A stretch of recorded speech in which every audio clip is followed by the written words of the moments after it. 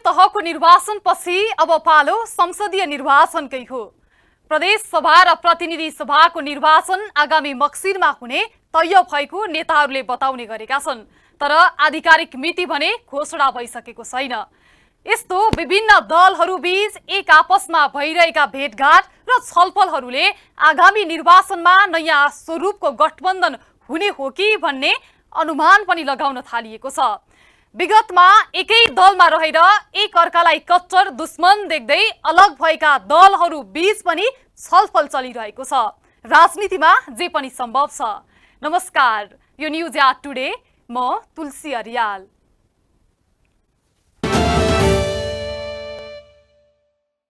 गत संसदीय निर्वाचनमा मतदाताले स्थायित्वका लागि एमाले र माओवादी गठबन्धनलाई मत दिए। झण्डै 2/3 पदमा निर्वाचित भएको गठबन्धन एक भएर पार्टी नै बन्दा मतदाता झन उत्साहित भए। सरकारले 2/3 समर्थन पायो। त्यो स्थिति हेर्दा अहिले शेरबहादुर देउवाको नेतृत्वको सरकार कल्पना भन्दा बाहिरको कुरा थियो। तर कल्पना यथार्थ भयो अनि अहिले फेरि उही सत्ताको लुछाचुडी। दलहरू भित्रकै नेताहरूको पदको लालसाले कतिपय पार्टी फुटको सङ्घारमा पुगेका छन्। दौरा सुरुवाल लगाएर तयार भएकाले मन्त्री पदको शपथ गर्न पाएका छैनन्।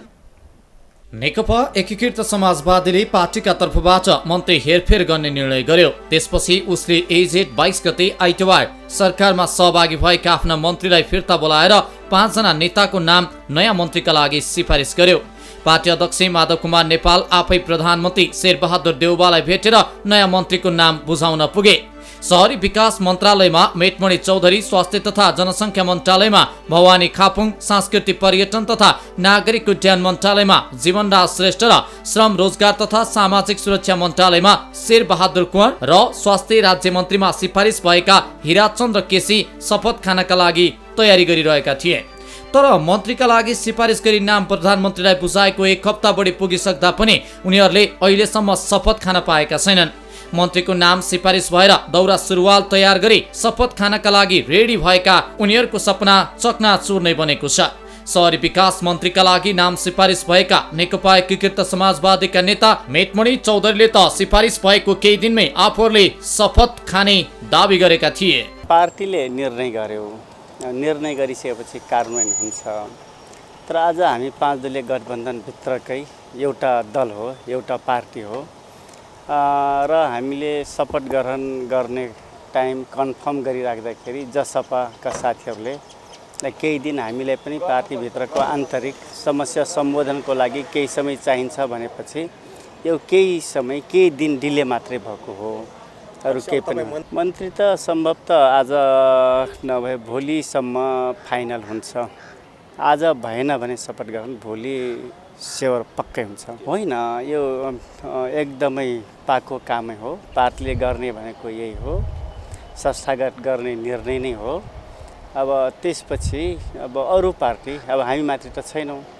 माओवादीभित्र पनि प्रेसर छ, काङ्ग्रेसभित्र पनि प्रेसर छ। सबैले एकैपटक गरौँ भनेपछि ल 2 दिनभित्र टुङ्गिन्छ भने ठिकै छ नि त भनेर हाम्रो अध्यक्षले गर्नुभयो। यसलाई अपरिपक्व निर्णय भन्न मिल्दैन। तर उनको दाबी अहिलेसम्म पूरा हुन सकेको छैन। नयाँ मन्त्रीहरूको नाम प्रधानमन्त्री समक्ष पुगे पनि राष्ट्रपति कार्यालयसम्म पुग्न पाएन। आइतबार नाम सिफारिस भएपछि सोमबार शपथ हुनेमा मन्त्रीको नाम सिफारिस भएकाहरू ढुक्क भएका थिए। तर नाम प्रधानमन्त्रीलाई बुझाएको हप्ता दिन बढी बितिसक्दा समेत उनीहरूको शपथ ग्रहणको कार्य रोकिएको छ। अझ भनौं यो विषय अहिले अलपत्र नै परेको छ। मन्त्री फेरबदलको विषयले सत्ता गठबन्धन भित्रै हल्लीखल्ली मचिएको छ। कुन नेतालाई मन्त्री बनाउने भन्ने कुरा पार्टीले निर्णय गर्दछ। पूर्व सहमति अनुरूप नै पार्टीका मन्त्रीहरूलाई हेरफेर गर्न लागेको पार्टीका शीर्ष नेताले बताएका छन्। 6 महिना एउटा समूह र त्यसपछि अर्को समूहलाई मन्त्री परिषदमा पठाउने पार्टीमा पूर्व सहमति भएको थियो। कुन व्यक्तिलाई मन्त्री बनाउने या नबनाउने त्यो सम्बन्धित पार्टीको सार्वभौम कुरा हो, अरूले गर्ने होइन। हाम्रो पार्टीका तर्फबाट कसलाई मन्त्री बनाउने या नबनाउने भन्ने कुराको निर्णय नेकपा एकीकृत समाजवादीले गर्छ। यो धरतीका अरू कुनै ताकतले गर्ने कुरा होइन। हामीले पहिले नै सहमति त्यस्तै गरेका थियौँ। 6 महिनासम्म एउटा टिमलाई दिने, त्यस पछाडि अर्को टिम पठाउने भन्ने सुरुकै हाम्रो सहमति हो। त्यही अनुसार हामीले गर्यौँ। तर सरकारमा सहभागी 4 मन्त्रीलाई फिर्ता बोलाएर नयाँलाई मन्त्री बनाउने निर्णयबाट पार्टी पछि हटेको छ। प्रधानमन्त्री शेरबहादुर देउबा र सरकारमा रहेका मन्त्रीहरूको दबावका कारण तत्कालै सरकारमा रहेका मन्त्रीहरू नहट्ने देखिए। आइतबार रातिसम्म मन्त्री पद थमाउनका लागि 4 मन्त्रीको दौडधुप नै चलेको थियो। पुरानालाई मन्त्री हटाएर नयाँ राख्ने प्रस्तावमा प्रधानमन्त्री कार्यालयबाट कुनै पनि जानकारी नआएपछि चारैजनाले अध्यक्ष नेपाललाई भेटेर दबाब दिएका थिए। यता सरकारमा सहभागी भएका 4 जना मन्त्रीले भने प्रधानमन्त्री देउबालाई भेटेर मन्त्रीबाट नहटाउन आग्रह गरेका थिए। सरकारले संसदमा प्रस्तुत गरेको बजेटमाथि विषयगत मन्त्रीहरूले जवाब दिने प्रक्रिया सुरु भएको भन्दै तत्काल नेकपा यसका मन्त्रीलाई नहटाउन प्रधानमन्त्री देउबालाई आग्रह गरेपछि नयाँ मन्त्रीहरूको शपथ नै रोकिएको हो। आफूहरूलाई जानकारी नदिएर फिर्ता बोलाउने निर्णय गरेको भन्दै नेकपा एकीकृत समाजवादीका मन्त्रीहरू असन्तुष्ट समेत बने। नेतृत्वले गलत समयमा र सम्बन्धित मन्त्रीलाई जानकारी नगराई अपमानित तरिकाले फिर्ता बोलाउने निर्णयमा उनीहरू रुष्ट थिए। त्यही विषयले पार्टीभित्र निकै चर्को विवाद सुरु भयो। पार्टीभित्रका नेताहरू एक अर्कालाई आरोप प्रत्यारोप समेत लगाउन पुगे। मैले मेरो पार्टीको आदरणीय नेता माधव कुमार नेपाललाई मन्त्रीमण्डल निर्माण गर्दाखेरि 6 महिनाको लागि हामीलाई तोकिएको थियो र मैले त्यही बेला भनेको थिएँ हामीले त 8 महिना खान पायौँ, 2 महिना त ग्रेस मार्क पाइसक्यौँ। अरू साथीहरूलाई मौका दिने तपाईँको यदि इच्छा छ भने दिनुहोस्, म खुसी छु भनेर मैले सहमति पनि दिएको। तर हाम्रै पार्टीभित्रका केही चिप्ले चोरहरू, चिप्ले किराहरू आलेले धेरै चलखेल गरौँ भनेर इन्टरभ्यू दिइराखेका छन्। यहाँ सञ्चारकर्मी साथीहरू भएको हुनाले यो कुरा तपाईँहरूले सम्प्रेषण गर्नुहुनेछ भन्ने म आग्रह पनि गर्न चाहन्छु। मलाई कुनै मन्त्रीको लोभ छैन। म जति दिन जति समय यो कुर्सीमा बस्छु देश र जनताको शिर ननिउरिने गरी मैले काम गर्छु। मैले यो कुरा भन्दै आएको छु।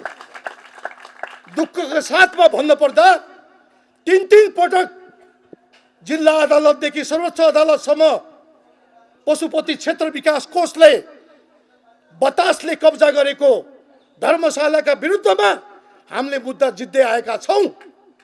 वडा नम्बर 8 का वडा अध्यक्षज्यू यही हुनुहुन्छ। मैले त्यो बेलामा मुचुल्का बनाउँदाखेरि वडा अध्यक्षज्यूलाई मैले हार गुहार गरेँ।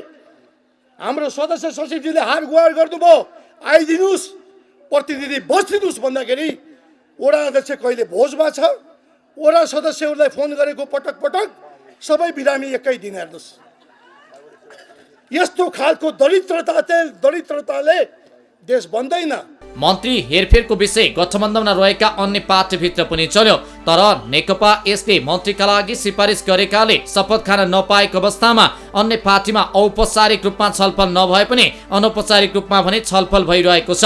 सत्ता गठबन्धनको नेतृत्व गरिरहेको नेपाली काङ्ग्रेसभित्र पनि नयाँ अनुहारलाई मन्त्री बनाउनका लागि माग आइरहेका छन्। औपचारिक रूपमा भने मन्त्री परिषद हेरफेरको विषयमा छलफल नभएको पार्टीका शीर्ष नेताहरू बताउँदछन्। पार्टीका तर्फबाट मन्त्री परिषदमा हेरफेरको निर्णय प्रधानमन्त्री तथा पार्टीको सभापतिको चाहनामा भर पर्ने देखिन्छ। पार्टीको केही नयाँ सांसदहरू जसले यो मन्त्री बनेर काम गर्ने अनुभव गर्न पाउनु भएको छैन, निर्वाचित भएर आउनुभयो केही नयाँ साथीहरूले यत्रो नेपाली कङ्ग्रेस सरकार हुँदै गर्दाखेरि पनि केही नयाँ साथीहरूले मौका पाएको भए केही नयाँ कुराहरू सिक्ने मौका हुन्थ्यो र त्यस पछाडि चाहिँ भविष्यका निम्ति आफूलाई नयाँ जिम्मेवारीलाई तयार गर्न सकिन्थ्यो भन्ने कुरा चाहिँ थुप्रै सांसदहरूको कुरा छ, खास गरी नयाँ सांसदहरूको। किनकि नेपाली कङ्ग्रेसमा यो एकल सरकार बने पनि एउटै अनुहारले मन्त्री हुने, गठबन्धनको सरकार हुने अनुहार मन्त्री हुने, यस्तो हो भने त भोलि गएर चाहिँ निर्वाचन जित्दै गर्दाखेरि पनि मन्त्री को हुने भन्ने बारेमा अहिले अनुमान लगाउन सकियो। त्यसैले चाहिँ मन्त्री समेत पनि चाहिँ केही नयाँ साथीहरू आउलान्, केही नयाँ कामहरू गर्लान्, सिक्लान् भन्ने भन्दा पनि चाहिँ उनीहरूले पनि त के आफ्नो पर्फर्म गर्ने एउटा मौकाको पनि त उनीहरूको खोजी पनि हो होइन भन्ने हिसाबले चाहिँ यहाँभित्र धेरै ठुलो साथीहरूको कुरा छ, हामीलाई भनिराख्नु भएको छ। पार्टीको नेताहरूसँगको सभापतिसँग छलफलमा यो कुराहरू भन्छु, तर अहिलेसम्म औपचारिक रूपमा छलफल चाहिँ भएको छ। एकीकृत समाजवादीको मन्त्रीको हेरफेरले अन्य दलमा पनि असर पर्ने देखियो। बजेट पारित नभई सरकार अल्पमतमा पर्छ। मन्त्री हेरफेरको विषयले असन्तुष्ट बढेर वार्षिक बजेट पारित गर्न गाह्रो हुने देखिएपछि सत्ता गठबन्धनका नेताहरू यसबाटै पछि हटे। तर उता मन्त्रीका लागि नाम सिफारिस भएकाहरू शपथको दिन कहिले आउला भनेर दिन गन्दै बसेका छन्। मन्त्री परिषद तत्काल हेरफेर नहुने निर्णयपछि उनीहरू दुखित बनेका छन्।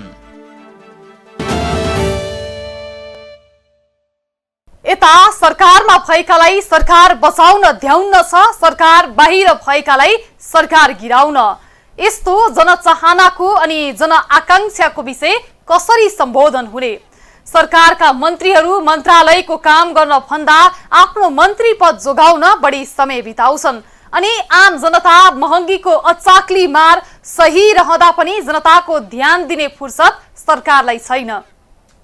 वैशाख महिनामा मूल्यवृद्धि दर करिब 8% नजिक पुगेको छ। चालु आर्थिक वर्षको 10 महिनाको तथ्याङ्क हेर्ने हो भने मुलुकमा मूल्यवृद्धि दर 7.87% रहेको नेपाल राष्ट्र बैंकको तथ्याङ्कले देखाउँछ। अघिल्लो महिनाको सोही अवधिमा यस्तो मूल्यवृद्धिमा जम्मा 3.65% रहेको थियो।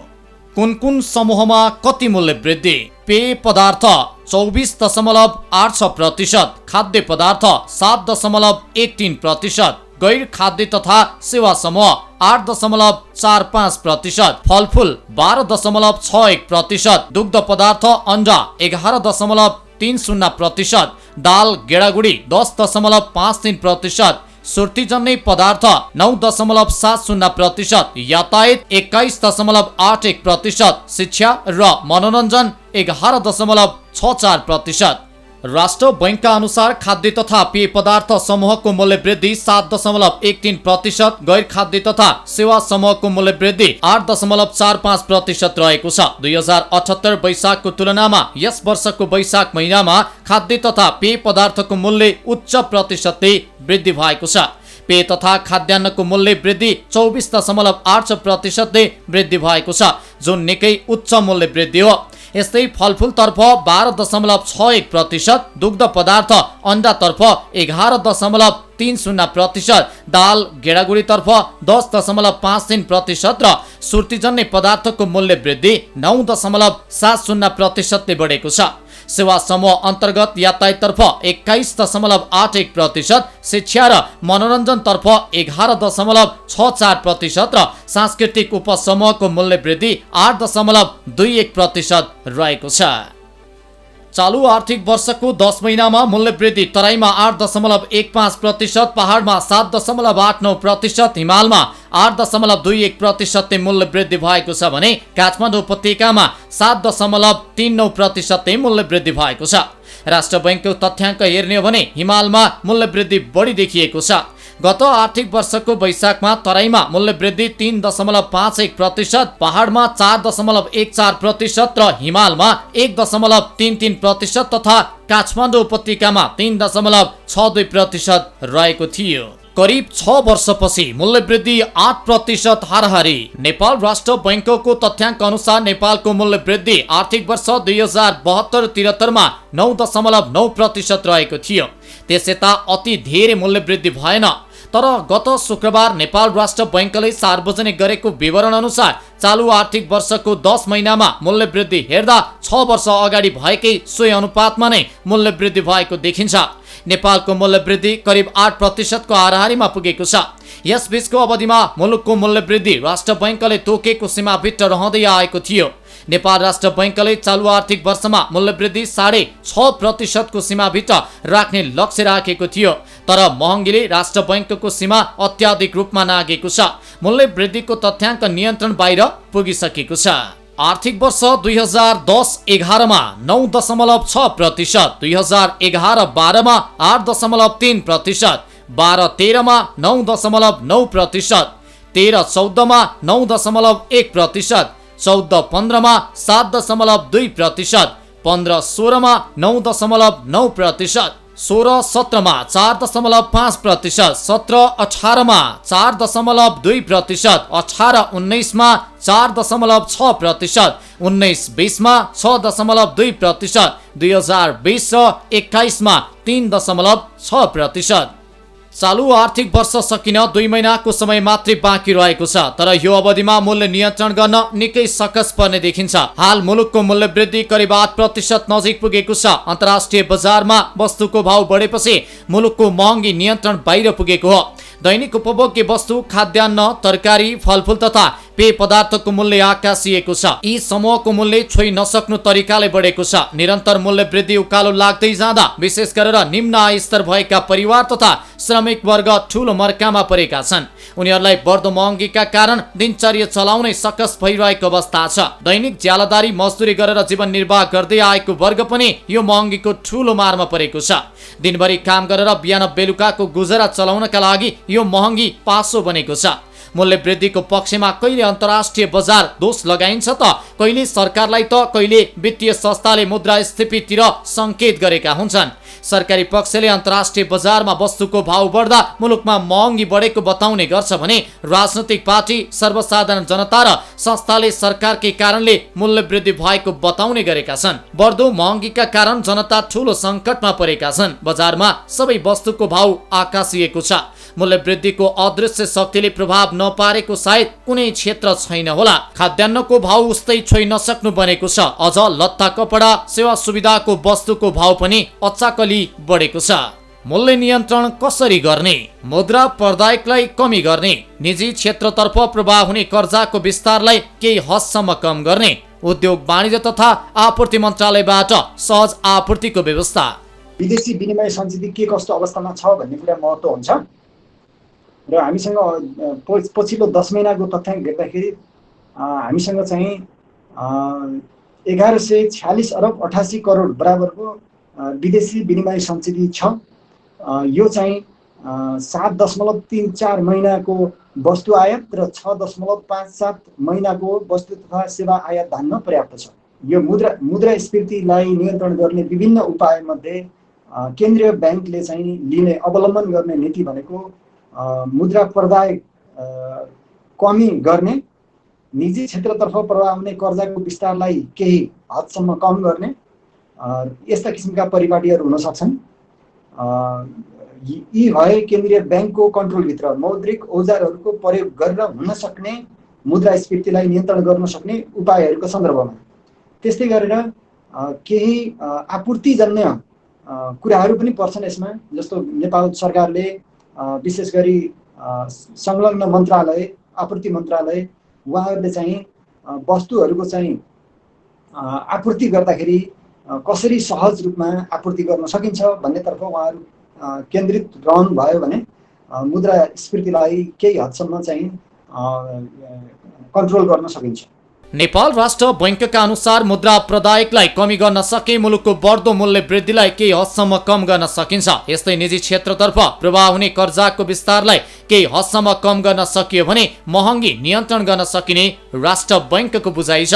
यी विषयमा राष्ट्र बैंकले नियन्त्रण गर्न सकेमा बैंकले मूल्य वृद्धिलाई आफूले राखेको लक्ष्यभित्र राख्न सक्नेछ। यस्तै उद्योग वाणिज्य तथा आपूर्ति मन्त्रालयले वस्तुको आपूर्ति गर्दा कसरी सहज रूपमा आपूर्ति गर्न सकिन्छ भन्ने विषय केन्द्रित भएको खण्डमा पनि सहज रूपमा मूल्य नियन्त्रण गर्न सकिने राष्ट्र बैंकले जनाएको छ। पछिल्लो 10 महिनाको तथ्याङ्क हेर्दा 1146 अर्ब 88 करोड बराबरको विदेशी विनिमय सञ्चित रहेको छ, जुन 7.34 महिनाको वस्तु आयात र 6.56 महिनाको वस्तु तथा सेवा आयात धान्न पर्याप्त छ।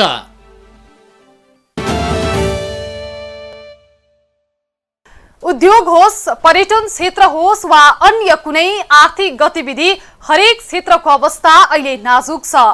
भर्खरैको बजेटमा कतिपयको निजी फाइदाको लागि कर र भन्सार दरमा हेरफेर गरेको आरोप लागिरहेको छ। बजेटमा विशेष ध्यान दिएको भनिएको कृषि क्षेत्र अहिले धान खेतीको समयमा चिन्तित देखिन्छन्। सरकारले किसानलाई मल उपलब्ध गराउन सकेको छैन। संसदमा समेत किसानलाई समयमा मल उपलब्ध गराउन नसकेकोमा सरकारको आलोचना भइरहेको छ। किसानहरूले बर्खे खेतीका लागि मलको चरम अभाव खेपिरहेको विषय अहिले संसदमा निकै चर्चाको विषय बनेको छ। किसानहरूको समयमा मल नपाउने समस्याप्रति सरकार कहिले गम्भीर बन्न नसकेको भन्दै प्रतिनिधि सभा सदस्यहरूले आक्रोश व्यक्त गरेका छन्। प्रमुख प्रतिपक्षी नेकपा एमालेका सांसदले किसानलाई मल उपलब्ध गराउन सरकार र सरकारका मन्त्रीहरू जिम्मेवार नभएको आरोप लगाएका छन्। नेकपा एमालेका प्रमुख सचेतक विशाल भट्टराईले किसानले मल कहिले पाउँछन् भन्ने विषयमा सरकारको जवाब माग गरे। सोमबारको प्रतिनिधि सभा बैठकमा सांसदले कार्यसूचीलाई स्थगन गरी किसानलाई मल उपलब्ध गराउने विषयको जरुरी सार्वजनिक महत्त्वको प्रस्ताव पेश गर्दै प्रमुख सचेतक भट्टराईले किसानले मल कहिले पाउँछन् यो विषयमा सरकारको जवाब दिनुपर्छ भन्दै प्रश्न गरेका थिए। उनले मलको अभावको विषयमा सरकारलाई पहिले नै जानकारी भए पनि यथोचित कदम चाल्न नसकेको बताए।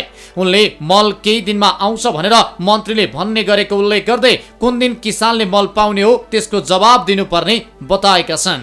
संसदको बैठकको कार्यसूचीलाई स्थगन गरेर यो राष्ट्रिय महत्त्वको विषय, प्रत्येक घर घरका किसानहरूको आँसु पुछ्ने एउटा महत्त्वपूर्ण विषय भएको कारणले आज हामीले बैठकको कार्यसूचीलाई स्थगित गरेर यो स्थगन प्रस्ताव राखेर मल कहिले आउँछ, कुन दिन किसानले पाउँछन् र कहाँबाट ल्याउनुहुन्छ, यी सबै एक जवाफ आज हामीले यो प्रतिनिधि सभा समक्ष खोजेको कुरा म राख्न चाहन्छु।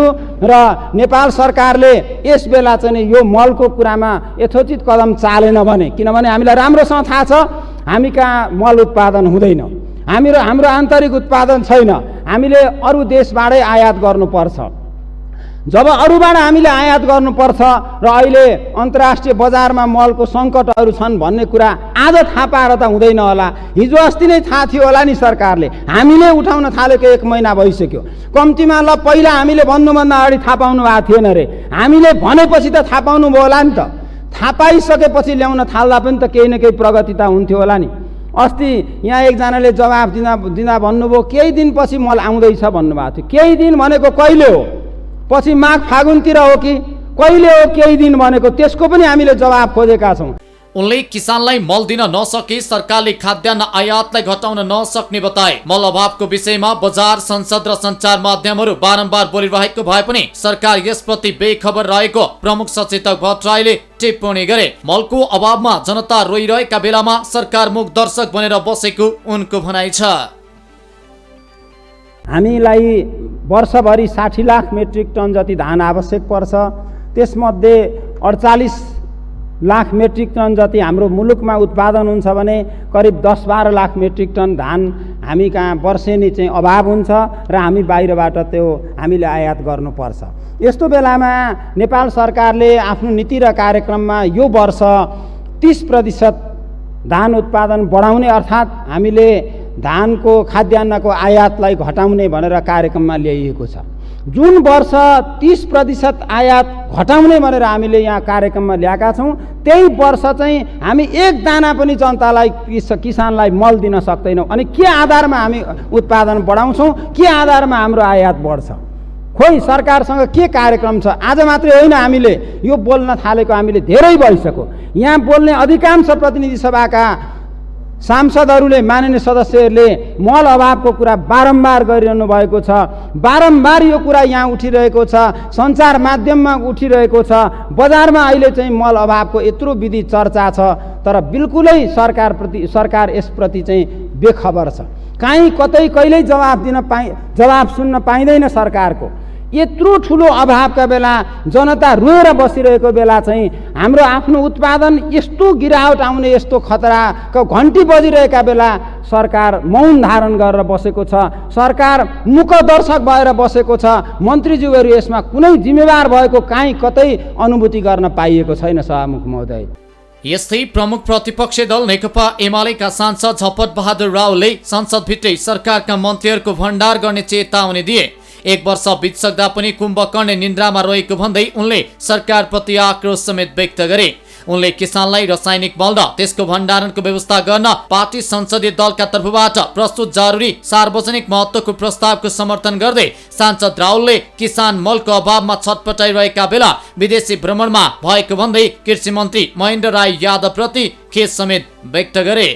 कृषि मन्त्रीज्यू कहाँ हुनुहुन्छ भनेर खोजी गर्यौं र कृषि मन्त्रीज्यू नेपालका किसानको जल्लो बल्लो समस्यासँग उहाँ बेखबर हुनुहुन्छ र उहाँ विदेश सैर गरिरहनु भएको छ भनेर त्यति बेला सुन्यौं। र यो किसान यति बेला मल नपाएर छटपटिरहेका बेला, किसानहरू यति बेला सिंहदरबारको मुख ताकेर बसिरहेका बेला सम्बन्धित विभागीय मन्त्री कानमा तेल हालेर यति बेला किसानका सरकारप्रति बेखबर भएर विदेश सैर गर्ने मान्ने विदेश कृषि मन्त्रीप्रति म यो संसदबाट नै किसानको तर्फबाट खेद व्यक्त गर्न चाहन्छु। म सम्मान्य सभामुख महोदय, यति बेला हामी मुठी रोपेर असोजको महिना मुरी भित्र्याउने हामी किसानहरू यति बेला हामी यो मुलुक कृषि प्रधान देश हो, 60% हामी कृषिमा आधारित छौँ। नेपालमा यो सरकार बनेको अहिले 700 भन्दा जो गठबन्धन बनिरहेको छ, जनताको पक्षमा किसानको पक्षमा कुनै पनि काम गर्न सक्दैन। यो कहाँबाट कमिसन आउँछ, कहाँबाट अनि त्यसै भ्रष्टाचार गर्न सकिन्छ, कहाँबाट जनतालाई ठग्न सकिन्छ, यो भन्दा अरू कुराहरू यसको देखिँदैन। मैले भर्खर मात्रै सुने केही यो गठबन्धनका मान्य मन्त्री यस्ता छन् जो प्रतिपक्षका सांसदहरूले जनताको माग लिएर आफ्नो लेटर प्याडमा सरकारलाई मन्त्रालयमा पेश गरेका मागहरू यो प्रतिपक्षको भनेर गैर जिम्मेवार भएर अराजक ढङ्गले त्यसै च्यातेको भन्ने कुराहरू आइरहेको छ। अर्को दिन त्यस्ता मन्त्रीहरूको म विस्तृत विवरण लिएर यही सदनमा भण्डाफोर गर्ने म यो वाचा गर्न चाहन्छु। यस्ता अराजक मन्त्रीलाई यहीबाट जनताको तर्फबाट चुनौती दिन चाहन्छु। खबरदार, हाम्रा लेटर प्याड च्यात्ने मन्त्रीहरू, जनताले तपाईँका हात तपाईँको मुख च्यात्नु नपरोस् भन्ने कुरा पनि यहीबाट म खबरदारी गर्न चाहन्छु। यस्तै सांसद बीणादेवी बुढाथोकीले रासायनिक मलको अभावले किसानहरू चिन्तित हुनु परेको बताइन्। तराईका किसानले भारतबाट मल किनेर ल्याउँदा सिमानामा दुःख पाएको भन्दै उनले यसतर्फ सरकारको ध्यान आकर्षण समेत गराएकी छिन्। किसानले मानो रोपेर मुरी फलाउने सिजनमा रासायनिक मलको अभावले किसानहरू चिन्तित छन्। नेपाली किसानहरूले यो समस्या कहिलेसम्म भोग्नुपर्ने हो सभामुख महोदय? के सरकारले यसको लागि ठोस योजना बनाएर समस्या समाधान गर्न सक्दैन र?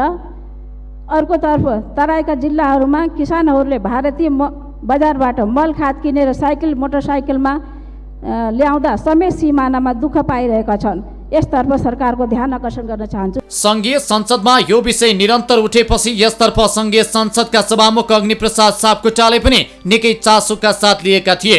त्यसपछि उनले कृषकहरूलाई मल उपलब्ध गराउन सरकारको ध्यान आकर्षण समेत गराए। प्रतिनिधि सभाको आइतबार बसेको बैठकमा सभामुख सापकोटाले खेतीको समयमा मल उपलब्ध नभएको प्रति आफ्नो गम्भीर ध्यान आकर्षण भएको बताए।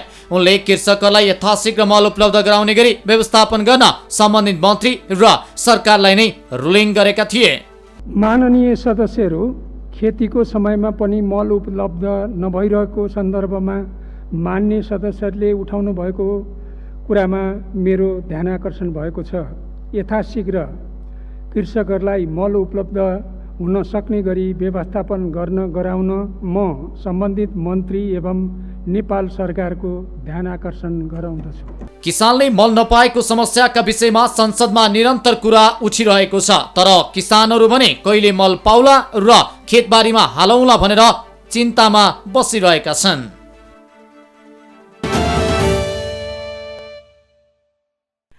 नागरिकलाई केही समस्या पर्दा सरकार अगाडि आउनुपर्छ, तर पछिल्लो समय नेपालको राजनीति हेर्दा सरकार नै आफै नै समस्यामै देखिन्छ।